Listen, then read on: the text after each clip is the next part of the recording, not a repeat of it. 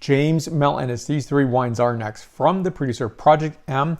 It's a Willamette Valley-based producer, 1 Chardonnay, 2 Pinot Noir. I'll give my thoughts, impressions, and point score, so please stay tuned.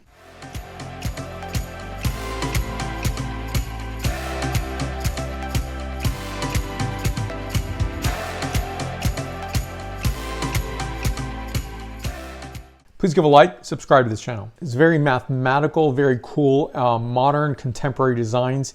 Oregon Chardonnay has arrived. It's actually arrived for quite some time. And I'm so glad to see many producers that have a Chardonnay today. In fact, we think of Pinot Noir and Pinot Gris in Oregon, but we should start thinking of this as a Pinot Noir Chardonnay state. And there's more being planted, and I think there's sterling, beautiful examples that exist out there today. Now, let me pour some in my wine glass. This is such a harmonious, beautiful Chardonnay, and one where I think it's pretty captivating, and one where it is absolutely central for food and enjoyment of food. I think this wine is where the Chardonnay fruit speaks for itself, and not other items such as oak or malolactic fermentation that truly take precedent over the wine itself. I think this is a lot more genuine and authentic expression of Eola, Amity Hills, Willamette Valley Chardonnay. So Annica, I'll just start off with that. Let me show you the label up close. So the word Annica is a Buddhist word meaning impermanence. So when I think of impermanence, I'm thinking a wine that really comes upon us in a way that it's not always going to be permanent in terms of that expression. It'll change over time. Clones 76 and 85 are utilized. Now this is whole clustered press, 20% new French oak barrels. The lees is stirred twice in 10 months.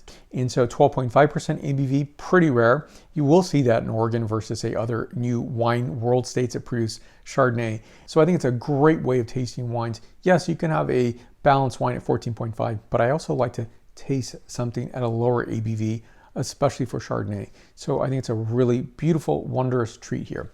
So here we go. We're going to talk about the nose first on this wine. So superbly fresh and clean wine, evocative, I would say autumnal-winter fruit. I like the character of green apple as well as quince, orange blossom, sea spray, as well as white flowers. I think this is a truly expressive, beautiful wine. That clean, fresh character of this wine comes through so superbly on the palate. Freshly sliced white fruit such as apple, commas, pear, a very nice savory core of oyster shell, and a hint of freshly roasted deshelled pine nuts. There's a sense of great earthiness and freshness on that expression of a freshly deshelled pine nut. Now this wine is $40. I think to me this is such a superb, beautiful, luminous Chardonnay. This is 94 points out of 100 points. This is a McMinnville Personify Pinot Noir 22 vintage. This is a 13.9% ABV wine. I believe the name of this wine, Personify, is just a homage to the people who were involved in making this wine. Fruit for this wine is sourced from 4 vineyard sites. I understand Bednark Vineyard is going to be old vine as well as its own rooted Pomard in Vaudensville and 114 Clone. Now this is aged 20% in new French oak. On this, a characterization of red bramble as well as boysenberry, freshly ground spices, forest floor, suede, red pepper, as well as purple flowers. So a very nice capture of Oregon Pinot Noir. One where I think it's exhilarating. It's also completely fresh and alluring. On this, a characterization of red bramble, hint of cassis, cola, black pepper, and red rose petal. The core is very savory, and I think this balance comes out to be a handsome, beautiful, gorgeous, characterized wine. This is a $40 price point wine. This wine is 94 points out of 100 points. This is a Project M McMinnville Momtazi Pinot Noir 22 vintage. Back label for your viewing, this is a 13.46% ABV wine. This is a very large estate, 532 acres, which is about 215 hectares. This is from Block Season Charlie. This is clone 115. Very pinpoint expression of a single vineyard, of a single block in that vineyard itself. So I think this wine is completely luminous. I think the wines are just expressive in terms of color. I know that the extraction is just very, very nicely balanced. This vinification is not trying to express us in terms of just a fruit-only expression. It is really finely balanced. And fresh red bramble, red cherry, spice notation, espresso, crushed red candy, as well as purple flowers and violets.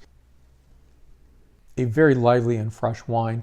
An outstanding acidity on this, a characterization of red bramble fruit as well as pomegranate, a very nice savory core of graphite spice and violets on the finish. This is a 94 point wine out of 100 points. And these wines are different. So when I taste the Momtazi versus the Personify, these wines are going to be characterized in terms of terroir as well as clonal expression. and this wine is $55. More information on the producer down below. Questions and comments, please list there. I think for many people, I taste Oregon wines regularly. So order these wines, taste them with the food you're serving, and there's many ways of tasting and enjoying these wines. So thank you for watching. Please give a like, subscribe to this channel, and I'll see you back here for more reviews. Santé.